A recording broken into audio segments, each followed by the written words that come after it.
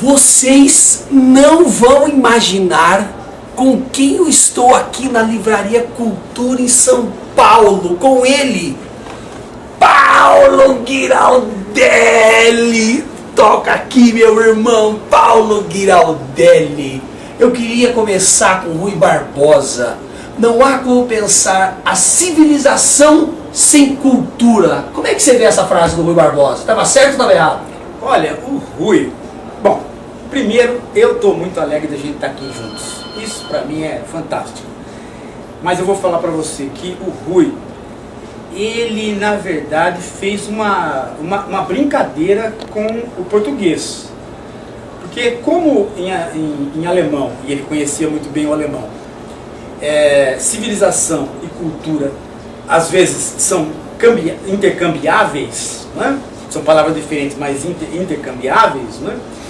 Ele fez questão de mostrar que no português elas não são intercambiáveis, né? Na verdade elas são palavras distintas e por serem distintas uma precisa da outra. Então ele construiu a frase exatamente para fazer essa jogada de que uma não sobrevive sem a outra. Se ele faz a frase em alemão, muito provavelmente as pessoas não entenderiam, porque você poderia... é quase um sinônimo uma da outra, né? Tanto é que o Freud, né, mal-estar na civilização, às vezes é traduzido por mal-estar na cultura, né, por conta dessa possibilidade de troca. No português não, no português são duas palavras distintas e são distintas para o bem e são distintas para o mal. Porque veja, são distintas para o bem porque de fato são duas coisas diferentes, né? Mas são distintas para o mal porque muitas vezes, e esse é o nosso problema, muitas vezes nós acabamos imaginando que nós podemos ter uma coisa sem a outra. A prova disso é que nós conseguimos, politicamente, separar duas coisas que aparentemente seriam inseparáveis. O Ministério da Educação do Ministério da Cultura. Então, aí, eu sei que inclusive você lançou aqui na Livraria Cultura um livro sobre Paulo Freire, maravilhoso. E o que você abordou de novo nesses conceitos do Paulo Freire? Você acha que a turma está interpretando direitinho o Paulo Freire? Você que foi aluno, inclusive, do Paulo Freire. Sabe o que é, Alexandre? É o seguinte, olha, já se escreveu muito sobre Paulo Freire, mas eu acho que é uma escrita um tanto repetitiva do próprio Paulo Freire. Eu quis fazer uma coisa diferente, eu quis me inspirar no Paulo Freire para poder discursar sobre o que eu gosto, né, com inspiração freiriana, e não repetir e tentar explicar o Paulo Freire. Porque eu acho que o Paulo Freire se explicou de maneira brilhante, ele não precisa de um comentador, de um intérprete. E ele não queria um intérprete ou um comentador, ele queria exatamente o cara que se inspira no que ele pôs na mesa. Ele queria ser um inspirador. É uma filosofia de rua do Paulo Freire, né? Filosofia que quer inspirar outros para atuar, né? Para intervir. Então eu tentei fazer isso. Eu tentei construir alguns pequenos ensaios de intervenção.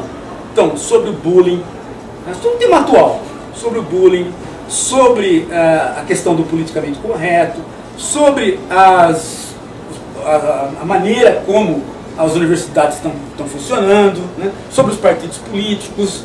É nesse sentido que eu fui, né? É como se você tivesse aí um filósofo fazendo aquilo que a gente vê como sendo a crítica jornalística, né? Então você pega alguns temas, né, que estão no popular, né, e faz uma intervenção filosófica com uma inspiração freiriana. Com inspiração onde? No conceito de oprimido, no conceito de desenraizado, no conceito de liberdade, essas coisas que o Paulo Freire insistia. Agora, a tua pergunta é uma pergunta sobre se o pessoal está lendo certo ou lendo errado, né? Porque hoje em dia há muito essa ideia de que não existe mais o certo e o errado, né? São múltiplas interpretações, então você pode falar o que você quiser, o que não é verdade, né? Há certas coisas que têm um limite, né? E certas coisas que extrapolaram o limite. Então, uma coisa que eu vejo de errado na leitura geral que se faz do Paulo Freire, e aí às vezes até por má fé, é acreditar que o Paulo Freire, quando dizia que você tem que valorizar a cultura, não é a cultura em sentido antropológico dela, da pessoa, né? ou seja, as raízes com as quais a pessoa chega no ambiente escolar ou num ambiente qualquer, né, você tem que valorizar aquilo ali. Ele nunca quis dizer que você valoriza aquilo ali para parar ali. Claro.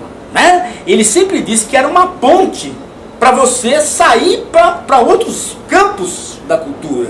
Né? Quer dizer, você pode muito bem valorizar a linguagem do garoto, né? Que vem do meio popular, mas não para fazer dela, né, o fim do processo educacional, mas era o ponto de partida. O fim do processo educacional é a linguagem culta. Portanto, durante esse processo vai ter uma correção, sim. Vai ter uma correção da norma culta. Você que adora, eu sei que você gosta dessa coisa de analisar a TV. Como é que você está vendo a TV brasileira? Como é que você vê as grandes emissoras? Você acha que o papel da TV brasileira realmente é vender produto, é o business, é a grana? Ou ela tem algum papel aí em relação à cultura, por exemplo? Ou não é isso? Fábio, eu não sou daqueles que acredita que quando você transforma um produto cultural numa mercadoria, isso perde qualidade. Eu não sou dessa linha. Né? Eu sou daqueles que acham que há muito produto cultural que pode virar mercadoria e preservar a sua qualidade. Ou então alguns produtos culturais que podem ser já criados com qualidade para ser mercadoria. Por exemplo, eu nunca ouvi dizer que as minisséries da Globo deram prejuízo. E todas elas eram tiradas de clássicos, bem interpretadas, muito bem feitas. Né? Eu nunca, por exemplo, essa novela última aí, A Vida Como Ela É, um brinco de novela. Né? E as pessoas falaram que ela teve um Ibope baixo. Mas ela ter um Ibope baixo não significou que ela perdeu dinheiro. Porque, na verdade, nenhum patrocinador deixou de investir. Ela teve um Ibope baixo, mas os patrocinadores continuaram investindo. Então eu não vejo uma questão do tipo assim, olha, tem um produto cultural, virou mercadoria, naturalmente ele seria ruim. Não, eu acho que isso daí é um preconceito. E eu acho que é um preconceito na cabeça de muita gente que faz TV, de achar que para ganhar dinheiro tem que fazer o lixo. Né? E a gente já viu que isso não é verdade. Né? Há muitos livros populares que vendem bastante e que são clássicos. Se você for ver o top de linha no Brasil, que continua vendendo mais que todo mundo, Monteiro Lobato, ele está no primeiro ainda. Né? Por mais que você tenha aí uma série de lixos, né, o Monteiro Lobato se mantém em primeiro, o Machado de Assis se mantém ali no terceiro lugar. É claro que você pode pegar aí um Padre Marcelo, ele vender o ágape dele milhões agora, mas daqui a 5 anos ele não vai vender mais e o Machado vai continuar vendendo. Claro. Então, no cômputo geral, o clássico vende. É aquela fina ironia do Machado, né? Sim, tem uma crônica maravilhosa, né? Os deputados ficam falando, o povo brasileiro, o Machado fala, o povo brasileiro são 10% que sabe ler e escrever, 90% é analfabeto. Então, quer dizer, já faz uma crítica contundente ali. E você acha que o brasileiro está lendo mais, está pesquisando mais? Como é que está isso aí? Tá lendo menos. Pesquisando mais, tá. Porque as nossas universidades melhoraram, tem mais doutores e tal. Então, quanto a essa ideia da pesquisa, tudo bem, da pesquisa institucional. Mas em termos de leitura, a Câmara Brasileira do Livro revelou, acho que mês retrasado, na Folha de São Paulo, foi lá uma revelação da Câmara Brasileira do Livro, o brasileiro está lendo menos, 80% da população brasileira nunca pisou numa biblioteca, há outros dados ali bastante alarmantes quanto a... Nós somos um dos países que menos lê do mundo, mesmo entre os países que nós já não somos mais um país pobre. Né? Não podemos falar que o Brasil é um país pobre, na sexta economia do mundo. Né? Mas quando nós pegamos em índices culturais, nós estamos lá embaixo, o brasileiro está lendo menos. E você acha, por exemplo, que o que poderia ser feito nesse sentido que você pudesse, por exemplo, levar as pessoas mais ao teatro, mais à dança, mais à leitura? O que poderia ser de políticas públicas concretas? Você acha que o político brasileiro, um inferno político brasileiro, né? Acho que é um dos piores do mundo também. Como é que você vê essa coisa que poderia ser feita políticas públicas, da tua visão brilhante, já escreveu várias vezes sobre isso, sobre educação, poderia chegar nessa massa que está aí nessa classe C, que assumiu, que entrou no consumo, mas agora precisa consumir bens culturais, né? Para aumentar o volume da cabeça. Como é que você percebe isso? Olha, há algumas coisas que as pessoas não gostam, os conservadores ficam possessos, mas você quer ver uma coisa? Eu particularmente fui beneficiado pela bolsa do Lula, aquela que dá R$50 para o cara comprar revista na banca. Por quê? Porque na maioria dos municípios, a única livraria que existe na cidade é a banca de jornal. Então quando você dá R$50 para o cara comprar revista, né, uma hora ele acaba comprando um livrinho daqueles que vem junto ali na banca, né? E é a única oportunidade dele. Então esse tipo de ajuda financeira, ela é esse tipo de empurrão financeiro, ele é bom. Agora, ele precisa vir acoplado a uma certa condição educacional. Quer dizer, ele precisa da escola, ou seja, o professor precisa estar ali perto, né? E ele precisa fundamentalmente da televisão. Né? Da televisão, quer dizer, a TV tem aí um papel de educação popular em favor do livro que ela não faz. Ela faz campanhas esquisitas, do tipo assim, ler é bom, mas ler não é bom. Por quê? Porque se você for ler o Malafaia é ruim.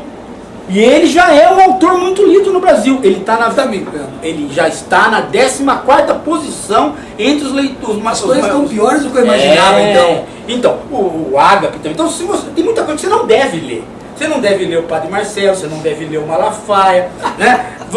Então tem certas coisas que ele fala. Ler é bom. Nem sempre ler é bom. Claro. Né? Tem que ler coisa boa. Agora, para ler coisa boa, tem que ter um critério. Tem que ter um critério. A televisão faz esse papel. Porque se a televisão faz a minissérie, né, e ela tira do clássico, né, é a hora de fazer o acordo com as editoras para a editora publicar naquela hora a minissérie. Como é feito com o romance que vai para o cinema, né? Sai o filme e depois sai o romance.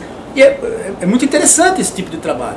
Né? Agora, política pública é complicada, porque no Brasil tem a ideia de que, o brasileiro tem a ideia de que o Estado tem que fazer uma intervenção e resolver o problema da cultura. Né? Mas isso não é uma coisa que a gente possa fazer sempre. Né? Tem certas coisas que não são da ordem do financiamento, são da ordem do costume. Claro. Então, por exemplo, nós sabemos que biblioteca no Brasil tem. Toda escola pública tem uma biblioteca, mas precisa da manutenção dela, precisa do bibliotecário, precisa de alguém que limpa, né? Precisa da garantia do diretor que há alguém que vai tomar conta daquilo. Então, quando você faz um investimento material, você tem que ter um investimento humano junto com cada investimento material. Né? Quando a gente era garoto, você se lembra que o Médici resolveu fazer a loteria esportiva, né? Para incentivar o esporte para o Brasil ser campeão olímpico. 69 a 74. Com o dinheiro da loteria esportiva, que foi desviado para várias coisas, não, inclusive coisas boas também, foi desviado para a saúde e tal. Mas a verdade é o seguinte, passado 20 anos, 30 anos, entre o governo da ditadura e os governos democráticos, toda cidade pequena tem um ginásio de esportes hoje. Né? E a gente jogava bola no sol, né? Em quadra de saibro. Né? Hoje agora, não adianta ter a quadra, precisa ter o professor lá. Né? Precisa ter o médico lá, precisa pagar o professor, precisa ter a estrutura, né? Funcionando. A mesma coisa com os bens culturais. Você põe uma biblioteca na cidade, você tem que ter um bibliotecário. Né? Você tem que ter um fomento, você tem que ter aí o evento dentro da biblioteca. E aí a televisão é fundamental. Agora, as universidades. No campo do geral, as universidades, elas se distanciam das cidades onde elas estão. Se distanciam completamente. Elas são ilhas que não se relacionam com a cidade onde elas estão. E a praga da ideologia que parece que os caras não conseguem tirar esse pullover, tá difícil, os caras, né? E outra coisa, como é que você vê a questão, por exemplo, do Twitter, do Facebook, dessas chamadas mídias sociais, mídias culturais. Como é que você vê isso aí? Você acha também que foi uma forma de descentralizar a comunicação? A garotada acaba publicando seus conteúdos, acaba publicando os seus pensamentos, acaba tendo acesso a você, que é genial, você está sempre lá combativo, colocando suas coisas, colocando suas opiniões, você está sempre na ordem do dia, do que está acontecendo no país, do que está sendo publicado, da repercussão. Como é que você percebe essas mídias sociais? Olha, internet é o que há. Isso é um dos pioneiros também, né, em trabalhar nessa área, né? Internet é o que há. Ela é a salvação, ela foi, não sei se ela vai continuar sendo, né? Mas até o momento ela tem sido a salvação para aqueles que gostam da liberdade. Eu tenho absolutamente certeza que eu não teria sobrevivido como intelectual se não fosse a internet. Porque num determinado momento, a esquerda ficou com raiva de mim, a direita ficou com raiva de mim, o centro ficou com raiva de mim, minha mãe ficou com raiva de mim, meus filhos ficaram com raiva de mim, todo mundo ficou com raiva de mim. Por quê? Porque eu inventei... Então, quer dizer, foi o momento que você estava mais certo. Exatamente. Eu inventei, né, de começar a achar que a gente, o brasileiro, pode filosofar. Que a gente não precisava ficar só comentando os clássicos. A gente podia se formar, mas podia usar desse saber para botar a mão nas feridas, né? Claro. Então, todo mundo se fechou nessa hora. E a internet foi o meu caminho, e aí, com esse caminho, eu voltei, né, a atuar em lugares onde, no primeiro momento, as coisas foram fechadas para mim. Então, e muita gente foi assim. Muita gente mostrou serviço na internet e foi absorvido de novo, foi reabsorvido pelos seus lugares de origem, né? Muita gente aconteceu isso. Agora, a internet, ela é um foco, né, de atenção dos governos. Os governos estão preocupados em cercear a internet. E eles estão fazendo de tudo para tal, né, por vários mecanismos. Por exemplo, nós estamos hoje dependendo de uma rede social só no Brasil. Os outros países têm várias redes sociais, mas nós estamos dependentes do Orkut e agora estamos dependendo do Facebook. E o Facebook censura. E ele faz. Você acha que ele anda censurando? Não, ele faz uma censura. Mas por quê? Por causa de direitos autorais? Não, ele faz uma censura moral. Pornografia? Ele faz uma censura moral por quê? Porque ele quer entrar nos países onde tem censura. Como ele quer entrar na China, né? E a China é um mercado enorme e é um país... Tem mostrar esse serviço para os chineses. Exatamente. Tanto é que o cara casou com uma asiática, né? Também 1 bilhão e 380 milhões? É muita gente, mas é gente que não está acostumada a viver em liberdade e não liga. Né? Não é o brasileiro reclama quando não tem liberdade, mas há povos que não reclamam tanto, né? Embora nós saibamos a existência, né, do massacre na China e dos intelectuais dissidentes, patati patatá. Mas, enfim, né, é um país que tem se desenvolvido de maneira estranha, né, porque a gente acha que o desenvolvimento tem que vir junto à liberdade. E não tem vindo. A China tem se desenvolvido culturalmente sem liberdade, cada vez com menos liberdade, né? E o Facebook quer entrar na China. Então ele mostra que ele não é um elemento revolucionário, que não é ele que está causando, né, a primavera árabe. Ele está tendo que mostrar isso. E que jeito que ele está mostrando isso? Ele está usando o Brasil para isso. Por quê? Porque ele faz a seguinte coisa: você põe uma pornografia lá, né? A comunidade religiosa no Brasil, principalmente evangélica, reage e deda você. Aí ele tira a sua publicação, porque, né, ele vai pelo número de reclamações.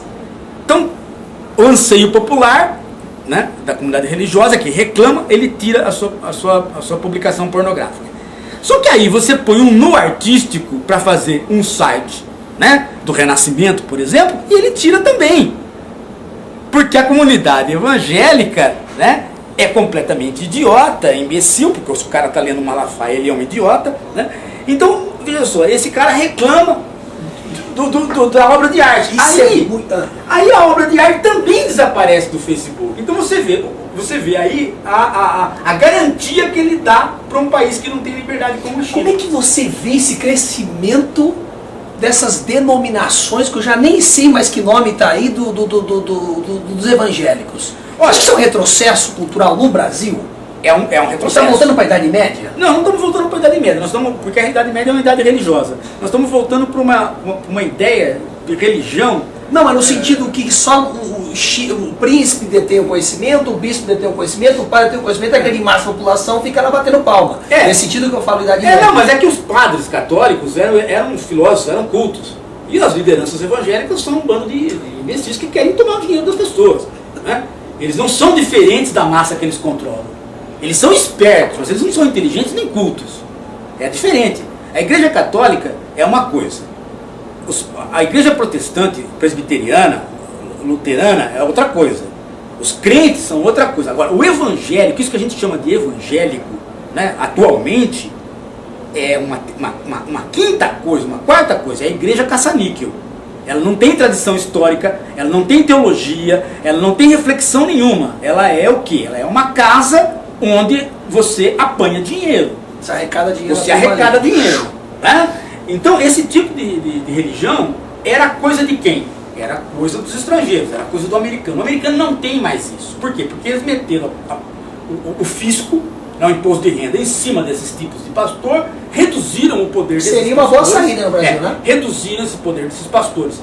Mas quando eles reduziram, e esses grandes pastores desapareceram, né? Lembra das seitas, inclusive aquela que era um japonês, um coreano, não sei, que foi pego nos Estados Unidos. Enfim, hoje nos Estados Unidos você tem pastores, mas eles não mandam mais como mandavam. Aqueles grandes pastores que arrecadavam, não é? Por quê? Porque quem faz esse serviço lá, hoje, são os brasileiros. Quem lota um estádio hoje na Inglaterra ou nos Estados Unidos, são as igrejas evangélicas brasileiras, eles que estão comandando lá. Né? Só, o produto de exportação nosso é a luta, o vale tudo, né? que é o nosso produto, e agora esses evangélicos. Nós aprendemos a trabalhar com esse negócio. Né? Então é o pior, né? A pior exportação que nós temos. Né? E essa exportação vai para lá e volta para lá com tecnologia. Volta para nós com tecnologia. Né? Então veja, hoje nós estamos vivendo aí a seguinte situação. Né? O religioso no Brasil hoje está disputando o quê? A Igreja Universal quer construir um templo de Salomão, já está construindo, que vai ser o maior... Salomão? O templo parecido com aquele de Salomão, que vai ser o maior do mundo. Né? E dizem que vai ser o maior do universo, né? Porque ele já está pregando que um ser de outro planeta não faria igual. Né? Aí o que acontece? Ao invés dos católicos, né, reagirem positivamente contra isso, dizendo assim, bom, então, já que vocês querem pegar dinheiro para construir um templo, nós vamos fazer o contrário. Nós vamos sair e mostrar que religião é um negócio para cuidar do pobre, para cuidar do necessitado, e nós vamos fazer missa na rua. Não, estão acompanhando, estão competindo. Então aí veio o padre Marcelo que falou, não, eu vou construir um maior, e está arrecadando dinheiro para fazer isso já. Então nós começamos o quê? Com uma guerra de mensuração de pênis entre duas bichas enrustidas. Porque no fundo é isso. São duas pessoas que não se libertaram, não puderam sair do armário, e eles estão medindo pau. Um vai construir uma igreja enorme, o outro vai construir uma igreja enorme, eles vão ficar disputando o tamanho de tijolos. Né? Isso Freud, é claro, é um negócio esquisito. Né? Agora, nenhum deles mais está preocupado com aquilo que a gente via. Por exemplo, você quer ver uma coisa? Vá no interior e começa a perguntar o que está acontecendo com as creches e asilos da Igreja Católica. Está entregando para as prefeituras.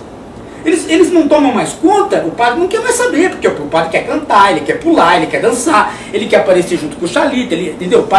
Porque o padre quer imitar o pastor evangélico. E aí os velhinhos do asilo, que era da igreja, e que a população pagava, acabou. E aí ele vai lá no prefeito e entrega. Mas não, eu não tenho mais condição de tomar conta daquilo, eu quero que você tome conta, que é serviço público. Então veja, aquilo que a gente falava, que o serviço para os pobres tem que ser serviço público, é verdade, o Estado tem que intervir. Mas a igreja tinha esse papel também.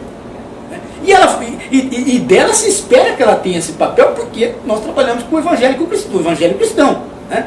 A questão primeira é se você ama a Deus, se você amar o próximo. Agora, Paulo... Agora, eles não trabalham com isso, eles trabalham com outro esquema. Então, você ama a Deus direto. Então. Entendeu? Por quê? Porque o próximo não interessa. Você vai lá e ora direto com Deus. a questão de meios de comunicação, Ah. também, pô, isso é uma sacanagem. A Dilma concessão tá pública louca. dando pra essa Sim, turma. a Dilma tá pô, pra certa, ficar fazendo quer aquela cortar. lavagem Sim. cerebral, sexilava alguma Não, coisa. a Dilma, pô, a Dilma quer e o cortar. papel do intelectual nessa história toda observando tudo isso? A Dilma quer cortar pelo seguinte, ela está coberta de razão. Não é nem pela questão ideológica, é pela questão de que você não pode receber uma concessão do Estado e realocar, que é o que as igrejas estão fazendo. Porque se eu realocar, depois eu realoco para o outro, realoco para quando você vê, o PCC pode realocar também, porque vai passando de dono para dono, não pode passar ponto, porque é uma concessão. Então ela está certa de tentar segurar isso daí, isso é uma coisa que tem que segurar, né? E os empresários, donos das TVs, se acomodaram, né? Porque eu faço a programação diária, depois à noite eu alugo para uma igreja dessas aí, recebo uma grana preta, não invisto mais na minha TV, começo a investir em outras coisas, inclusive questões particulares, porque você sabe que quando o dinheiro é muito, dá vontade de fazer coisa, né? O resultado disso daí é que você vai ter um sistema inteiro de TV deteriorado, né? Não por conta de ser da religião, não ser da religião, mas deteriorado por conta de você passar ponto. Não pode passar ponto, né? Agora, o papel intelectual nessa hora é técnico, não é só de denúncia, é técnico. Tem que trabalhar com uma melhoria da legislação. Tem que trabalhar com... Porque, veja, o Congresso faz a comissão. Se você não tem um elemento intelectual que produziu na academia alguma coisa, a comissão do Congresso não tem onde beber. Então você tem que produzir aqui na academia, né, um aparato técnico de legislação, e aí entra as faculdades de direito na jogada, né, para o cara lá no Congresso, a hora que faz a comissão, ter onde beber, ter onde... Claro. Né? Porque eu digo mais, os partidos políticos no Brasil não existiriam sem grandes intelectuais, eu não vou citar o nome, mas por trás dando uma estrutura. Não tem como. Funcionaria. Né? Não tem como. Né? Quer dizer, o Congresso brasileiro funciona com comissões. As comissões são questões técnicas. Né? E os congressistas não são obrigados a serem intelectuais. Eles são homens do povo. Não se pode cobrar deles cultura, não se pode cobrar deles educação. Que nem a televisão às vezes vai lá, o CQC vai lá cobrar deles que eles saibam. Eu acho que isso é bobagem. Eu acho que o político, ele não precisa ser um erudito, mas ele tem que entender que a hora que ele está na comissão técnica, ele vai resolver um problema que ele não sabe, então ele tem que buscar o cara que sabe. Né? Esse sempre foi assim. Você não precisa ter um intelectual lá dentro, não precisa ser ele o deputado. Agora, o problema é que a hora que ele está numa comissão técnica, ele tem que entender. Inclusive os reis na história toda, né, tinham seus conselheiros que eram os intelectuais. Ele tem que levar, né, para dentro. Claro, ele tem que puxar para dentro os intelectuais, chamar na comissão. Né? Não é pelo nível. O Congresso não se pode mensurar o Congresso pelo nível de erudição dele. Nenhum Congresso, nenhum parlamento do mundo é erudito. Os Estados Unidos também tem a sua, como é que chama? Baixo clero, chamado baixo clero. Né? Por quê? Porque é representativo da população. Né? Agora, pega no pé do Tiririca. Só que o senhor Tiririca, ele vai todo dia lá. Os que pegam no pé dele não vão. Então eu estou convencido de que tem que votar só em cara que é cacareco. Por quê? Porque aí a mídia cai em cima do cara, né? Aí a mídia cai em cima do cara, o cara começa a ir todo dia. Quais os dois políticos que vão lá? Os dois que eram o cacareco, o Romário e ele. Eles vão porque eles estão sendo pressionados pela mídia. Os outros, que são bem piores do que eles, não vão porque não tem pressão da mídia. Quando terminar o mandato, esses dois caras vão ter aprendido a ser parlamentares e se descuidar vão fazer uma boa gestão. Claro. Entendeu como é que funciona? E deixa eu perguntar pra você, temos 2 minutinhos e meio aí. Onde é que o Paulo Giraldelli está? Onde é que a turma encontra o Paulo Giraldelli? Tá no Face, tá no Twitter, tá na Just TV, o que você tá fazendo? Encontra no Hora da Cruz, na Just TV, que é às 22 horas, às terças-feiras. Encontra no meu blog, é giraldelli.pro.br. E encontra na Universidade Federal Rural do Rio de Janeiro, onde eu sou professor e estou aqui nessa Livraria Cultura junto com o Fábio, porque nós estamos em greve, obviamente. Paulo Giraldelli, muito obrigado, meu irmão.